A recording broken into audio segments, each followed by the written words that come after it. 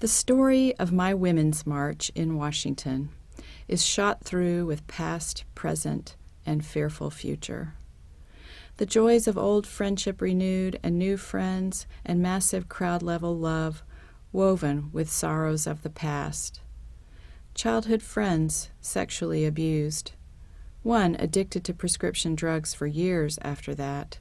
Another fled far away as possible. A third dead to suicide, so I heard.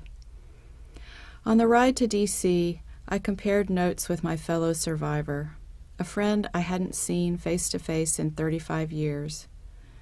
So many details rush through my brain as she tells me our favorite eccentric friend's father turned into a preteen pedophile after my family moved away. I reel at the bad signs I didn't understand at 8, at 18. The tangles my mother cut and combed from Bee's hair. The tiny house where, left alone, we watched Twilight Zone reruns all night and invited the Shetland ponies into the kitchen for tuna sandwiches. But I try to focus on the girls we were, and the horses and ponies and cats we loved, the succession of Springer Spaniels, all named Freckles. My uniquely named pup, Not Spot.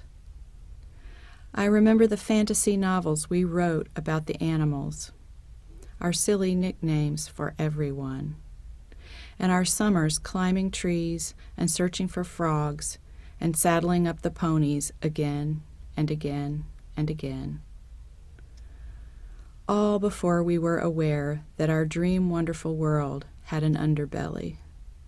Before we grew into being desired and used and hated, like our mothers and aunts and grandmothers before us, like some of our daughters after us.